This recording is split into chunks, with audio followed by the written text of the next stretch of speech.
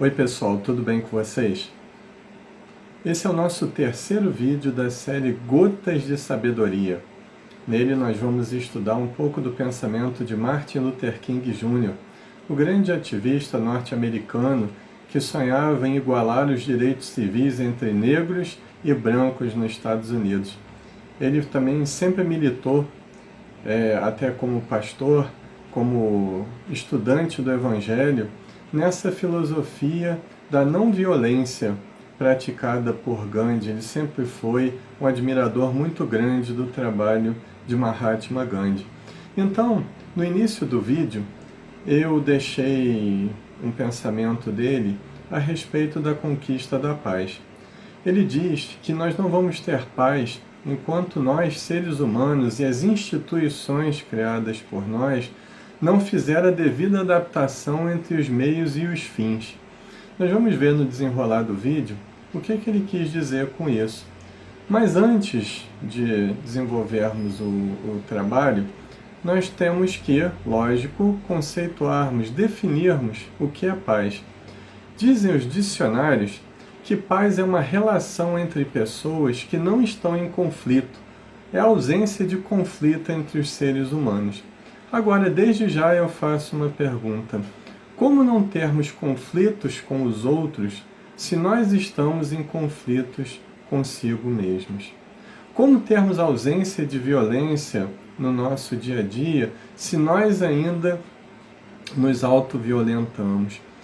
E dentro dessa conexão que eu pretendo fazer entre o conceito de paz com a ética, que para efeitos desse vídeo aqui, seria o melhor jeito de conviver e viver com os outros. Ou melhor, de conviver e viver consigo mesmo. Então a ética também pressupõe todo um código de auto-amor, do qual nós vamos falar muitas vezes aqui ainda nessa nossa oficina de espiritualidade. Então qual seria a relação entre ética e paz?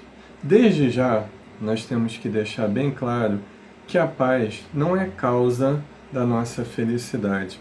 A paz é a consequência dessa felicidade interna. E felicidade não é a ausência de problema. Ela é a ausência de conflito, como é a paz. Mas ela não é a ausência de problemas. Porque problemas todos nós temos, mais ou menos. Muitos deles foram criados pelo mau uso do livre-arbítrio já nesta vida atual, nesta existência física que nós vivemos atualmente. Então, qual seria a ligação principal entre paz e ética? Se a paz é a ausência de conflito e a ética é a busca por sanarmos esse conflito, então chegamos à conclusão que o ponto em comum entre a paz e a ética é o autoconhecimento. É essa autoconquista individual, essa autoconquista gradativa, esse burilamento, esse trabalho interno gradativos, mas voltados também para a transformação social, como queria o próprio Kardec no livro Obras Póstumas, quando fala pelos períodos os quais o Espiritismo passaria na face da Terra. Mas, vindo desse autoconhecimento, precisamos de uma meta, precisamos de um objetivo. E que objetivo seria o principal do autoconhecimento, a não ser a reforma íntima? Kardec, de uma forma muito sábia, disse que o verdadeiro espírita é aquele que realiza sua transformação moral. É aquele que tenta domar as suas más tendências e inclinações, disse Allan Kardec no livro O Evangelho segundo o Espiritismo. Então, transformar-se moralmente significa oferecer oportunidades de autoaceitação, de auto-perdão, vivenciar o Evangelho dentro de si mesmo no dia a dia. É sairmos de uma teoria e nos voltarmos para a prática. Não que a teoria não seja importante, mas a teoria ela deve ser apenas um trampolim para a prática do cotidiano. Então toda essa teoria que nós estudamos a respeito da doutrina espírita, ela deve ser apenas o veículo.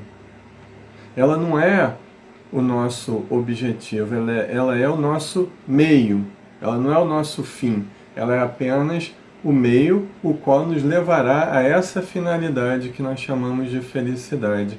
Então, esse processo de reforma íntima, ele nos traz paz. Ele nos traz a paz interna, a fim de que possamos distribuir essa paz para o nosso semelhante, para as pessoas da nossa família, da nossa cidade, da nossa sociedade em geral. Então, só quando nos apaziguarmos, nos autopacificarmos, é que nós vamos conseguir realmente dar paz para as outras pessoas. Como eu vou oferecer algo a alguém se eu não tenho esse algo? Então, dentro desse contexto de que a paz, na verdade, não é causa, mas é efeito da nossa reforma íntima, fica aí o grande pensamento de Martin Luther King, que nós devemos aprender a adequar os nossos meios para chegarmos aos fins que queremos. Devemos sempre buscar, através da nossa intenção pura, soluções que não prejudiquem a ninguém, sob nenhum pretexto. Para nós ajudarmos a nossa família, nós prejudicamos alguém de uma outra família. Para conquistarmos o nosso dinheiro, nós precisamos pisar na cabeça de alguém. Para sermos felizes com uma pessoa, nós precisamos destruir a outra família porque pensamos que gostamos de alguém. Então, nós vemos que paz, na verdade, é respeito ao direito do outro. Paz é respeito ao nosso próprio limite. A paz é a consequência desse processo de reforma íntima ou autotransformação. Então ficamos assim que paz é tudo aquilo que nós buscamos com a intenção pura para o bem-estar comum.